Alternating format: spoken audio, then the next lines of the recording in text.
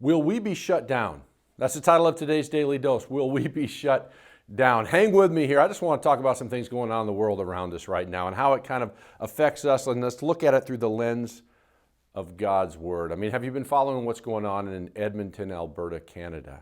You know Canada, that utopian country, that bastion of progressive thinking just to our north.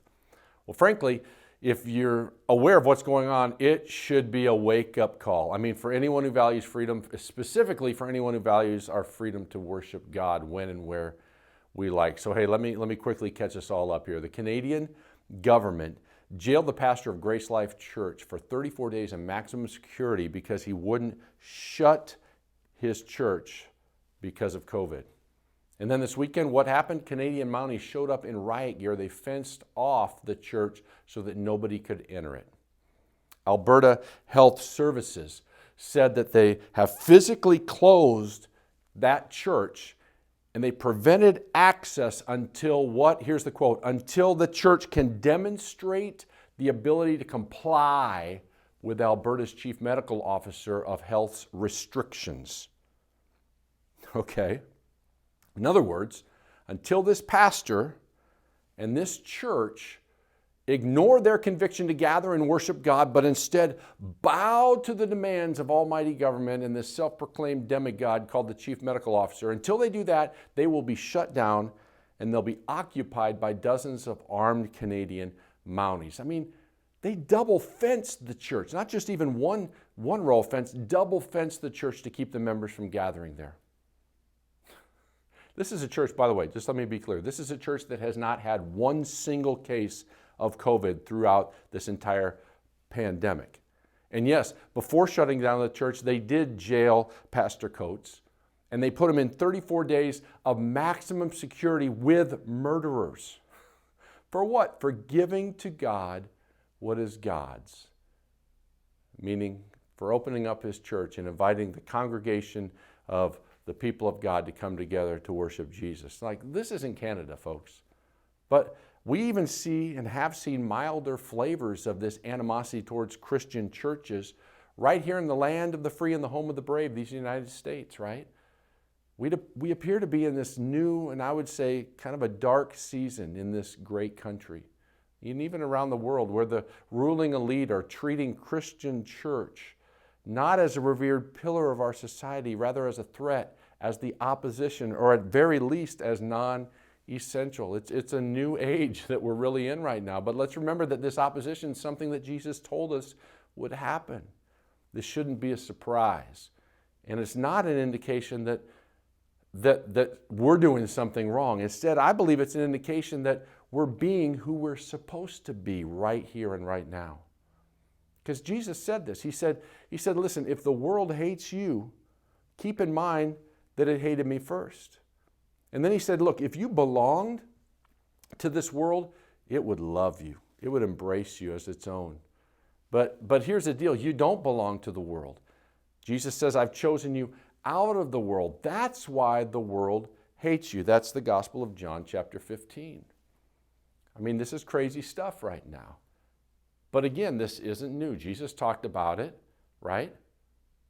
Jesus talked about it, and it happened in the early church from the very beginning. This kind of animosity toward the church, toward Jesus, was rearing its ugly head. In the book of Acts chapter 4, for instance, we read about how the authorities were threatening Peter and John as these two guys were ministering the gospel in Jerusalem. They were told that they had to stop it. Stop being the church. Stop speaking the gospel of Jesus. Otherwise, they would suffer consequences. So how did these two guys, these two early Christians, Peter and John, respond? Did they elevate the authority of the ruling class and the ruling elites over the authority of God? Definitely didn't do that. Instead, these guys kept preaching about Jesus. They kept ministering. They didn't stop being the church. See, the message that Peter and John received, and the message that Christians who dare speak truth into society even today, and those who dare put obedience to Christ over obedience to bureaucrats, the message is stop it.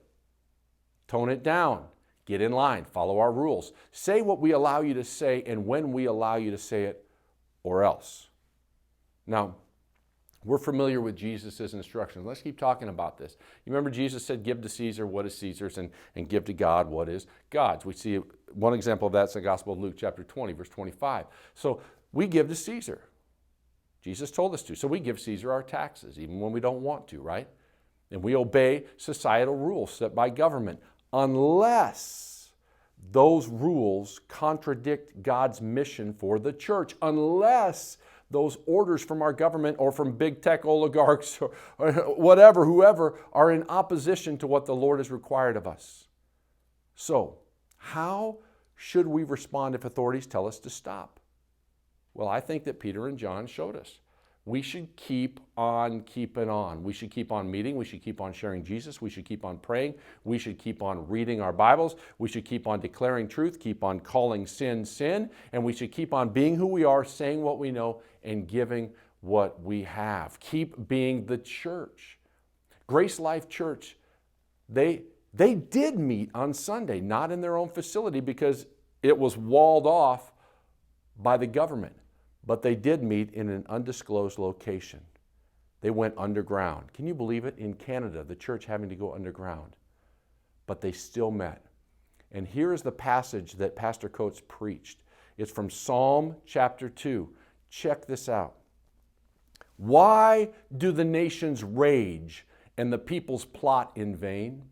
The kings of the earth set themselves, and the rulers take counsel together against the Lord and against his anointed, saying, let us burst their bonds apart and cast away their cords from us.